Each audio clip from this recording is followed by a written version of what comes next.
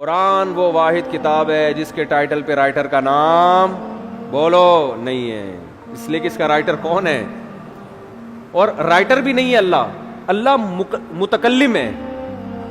اللہ نے یہ لکھی نہیں ہے، اللہ نے کلام کیا، یہ اور عزت دے دی اللہ نے، اس کو کلام کیا، جبریل سے کلام کیا اور جبریل کے ذریعے اپنا کلام نبی کے قلب پہ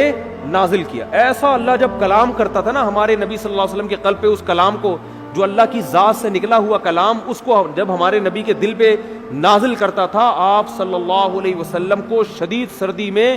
سخت ترین پسینہ آتا تھا۔ آج جو ہم نے آیت پڑھی ہے نا کہ کلوا واشربوا حتی یتبین لکم الخیط الابیض من الخیط الاسود من الفجر، پہلے یہ آیت نازل ہوئی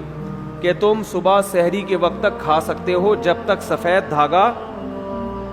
کالے دھاگے سے جدا نہ ہو جائے۔ اصل میں اللہ تعالیٰ یہ بتا رہے تھے کہ اتنی روشنی ہو جائے کہ سفید اور کالے دھاگے میں فرق تمہیں نظر آنا شروع ہو جائے۔ یہ جب ہوتا ہے جب مشرق کی طرف سورج کی روشنی ایسے لمبائی میں پھیلنا شروع ہوتی ہے۔ اب صحابی کی سمجھ میں ہی نہیں آیا، وہ سمجھے کہ اس آیت کا یہی مطلب ہے کہ کالا دھاگا اور سفید دھاگا، حالانکہ یہ کنایا تھا کہ صبح صادق ہو جائے۔ تو وہ صحابی جو تھے نا وہ یہ لے کے بیٹھ گئے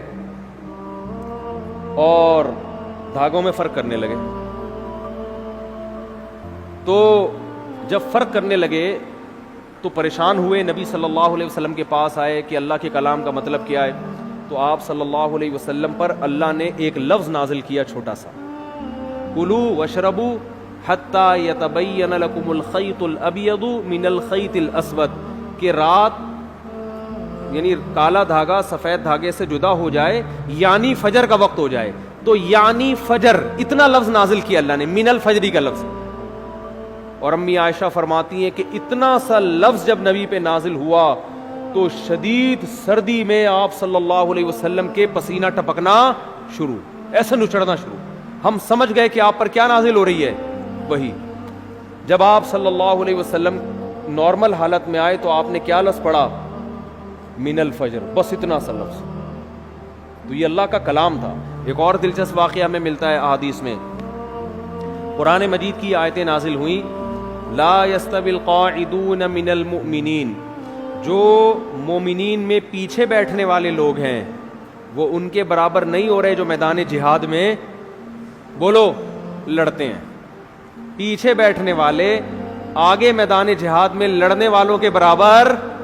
بولتے کیوں نہیں یار، کیا ہو گیا، نہیں ہے۔ وہ لڑ رہے ہیں میدان میں، قربانیاں دے رہے ہیں، تم یہاں پیچھے بیٹھے ہوئے ہو۔ ٹھیک ہے تم نماز پڑھ رہے ہو، زکوٰۃ دے رہے ہو، عبادت کر رہے ہو، لیکن ان سے ایسا تھوڑی ہوا۔ تو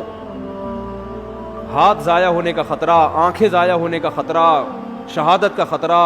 گرفتاری کا خطرہ، وہ 10 خطرے مول رہے ہیں، تو تم کیسے سمجھتے ہو کہ تم ان کے برابر ہو سکتے ہو؟ اب بعض صحابہ معذور تھے، ان کا جذبہ تھا میدان جہاد میں لڑنے کا، لیکن معذوری کی وجہ سے ان کو نبی جانے کی پرمیشن نہیں دیتے۔ وہ اتنے غمزدہ ہوتے کہ روتے تھے کہ کاش اللہ ہمیں صحت دیتا، ہم بھی جا کے لڑتے۔ اب جب یہ آیتیں نازل ہوئیں تو ان کا دل تو اور بیٹھ گیا کہ بھئی ہمارا تو بالکل انہی کی طرح لڑنے کا جذبہ ہے، ہمارے بازو میں طاقت نہیں، ہمارے کوئی نابینا تھے، کوئی بیچارے معذور تھے پاؤں سے، کوئی اپاہج تھے، تو ہمیں تو نبی روکتے ہیں، ورنہ ہمارا تو جذبہ ہے، اور اللہ نے کہا کہ تم ان کے برابر نہیں ہو سکتے، جبکہ ہم تو روتے ہیں یہاں بیٹھ کے کاش ہمیں بھی وہاں جانے کا موقع ملتا۔ تو جب یہ نبی صلی اللہ علیہ وسلم کے سامنے صحابہ نے اشکال کیا نا، تو ایک صحابی فرماتے ہیں کہ آپ صلی اللہ علیہ وسلم کی ران مبارک میری ران پر تھی، ران مبارک میری ران پر تھی۔ کہتے ہیں کہ میں نے دیکھا نبی پر وحی کے آثار ظاہر ہونا شروع۔ صحابہ گئے نبی کی خدمت میں، یا رسول اللہ ہم تو معذور ہیں، اور اللہ کہہ رہے لا یستوی القاعدون من المؤمنین والمجاہدون فی سبیل اللہ، پیچھے بیٹھنے والے اللہ کی راہ میں جہاد کرنے والوں کے برابر نہیں ہیں، تو ہم تو شوق سے تھوڑی پیچھے بیٹھے ہیں۔ تو صحابی کہتے ہیں کہ نبی صلی اللہ علیہ وسلم کی ران مبارک کو میں نے دیکھا، اتنی وزنی ہو گئی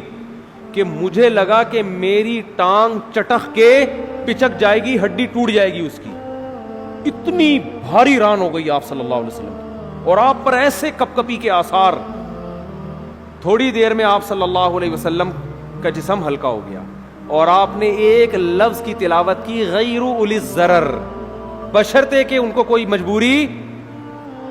بولو نا یار، یہ اردو میں تو بڑا لمبا لفظ ہو گیا، بشرطے کہ ان کو کوئی مجبوری نہ ہو۔ آواز نہیں آ رہی مجھے، کون سا جا رہی ہے میری آواز؟ میرا بھی کھوپڑی خراب ہو رہی ہے، آواز نہیں آ رہی ان کو، تصویر پہ گزارا کریں۔ تو غیر اولی الضرر، بشرطے کہ ان کو ضرر نہ ہو۔ اردو میں تو یہ لفظ بہت لمبا ہے، عربی میں غیر اولی الضرر، بس اتنا سا لفظ نازل ہوا ہے اللہ کی طرف سے، اور صحابی کہتے ہیں اتنا جسم بوجھل ہو گیا کہ میری ٹانگ مجھے قریب تھا کہ ٹوٹ کے چٹک کے پچک جائے گی وہ، اور ایسے آپ صلی اللہ علیہ وسلم کے پسینہ نچڑنے لگا جہاں پہ۔ میں یہ سوچتا تھا کہ جب اللہ نے یہ نازل کرنا ہی تھا ہے بھائی، کہ جو پیچھے بیٹھنے والے لوگ ہیں وہ آگے جانے والوں کے برابر نہیں ہے، بشرطے کہ ان کو کوئی معذوری نہ ہو، تو پہلے ہی نازل کر دیتا۔ کیا ہو گیا بھائی، کیا ہو گیا یار، تاکہ صحابہ کو اشکال ہی نہ ہوتا۔ صحابی نے آ کے اشکال کیا کہ ہم تو عذر سے بیٹھے ہوئے ہیں، تو ہم بھی ان کے برابر نہیں ہیں جو آگے لڑ رہے ہیں۔ پھر اشکال کیا، پھر اللہ نے کیا دیا؟ جواب دیا۔ تو اس کی ضرورت کیا تھی؟ اللہ کو تو پتا تھا کہ ان کے دل میں اشکال پیدا ہوگا، تو اللہ اشکال کرنے سے پہلے ہی پوری آیت نازل کر دیتے نا، پہلے آدھی نازل کی، پھر اس میں ایک جوڑ دیا، ایک اس میں جو ہے نا گویا کہ ایک پیوند لگایا گیا ہے۔ اصل میں یہ حکمت تھی قرآن کی حقانیت، قرآن کی حقانیت، کہ نبی اپنی طرف سے ایک لفظ کا بھی اس میں اضافہ نہیں کر سکتے، ورنہ نبی اس کی تشریح کر دیتے نا، کہ بھائی تم جو میرے پاس آئے ہو اور یہ پوچھ رہے ہو کہ پیچھے بیٹھنے والے آگے بیٹھنے والوں کے برابر نہیں ہیں، تو میں نے اللہ سے پوچھا، اللہ نے مجھے بتا دیا ہے، میرا وہی تو ویسے بھی آتی تھی نا جس کو حدیث کہا جاتا ہے، یہ بھی تو اللہ سے پوچھ کے ہی باتیں کرتے تھے آپ صلی اللہ علیہ وسلم۔ تو میں نے اللہ سے پوچھا، اللہ نے بتایا کہ اس میں خود بخود یہ شرط لگی ہوئی ہے کہ بشرطے کہ کوئی عذر نہ ہو، یہ بتا دیتے، لیکن نہیں، اللہ نے یہ ثابت کرنا تھا کہ اس میں نبی اپنی طرف سے کوئی ایڈیشن بولو نہیں کر سکتے، اور صحابہ کو یہ بھی دکھانا تھا کہ یہ نبی کے اپنے الفاظ نہیں ہیں، یہ آسمان سے نازل ہوئے ہیں، اپنے الفاظ میں انسان کی یہ کیفیت نہیں ہوتی، یہ واقعی من جانب اللہ الفاظ نازل ہو رہے ہیں کہ ایک لفظ نے اتنا بوجھل بنا دیا کہ آج تم نے اپنی آنکھوں سے دیکھ لیا کہ تمہاری ٹانگ ٹوٹ کے ہلاک ہونے والی تھی۔ اس کا مطلب یہ ایک لفظ کا بوجھ ہے جو اللہ کی ذات سے نکلا اور پیغمبر کے قلب پہ نازل ہوا، تاکہ صحابہ کو اور اطمینان ہو جائے کہ یہ ان کا کلام نہیں ہے، اپنے کلام کے وقت یہ کیفیت تھوڑی ہوتی ہے انسان کی۔ تو ایسا اللہ نے حفاظت کا وعدہ کیا، اور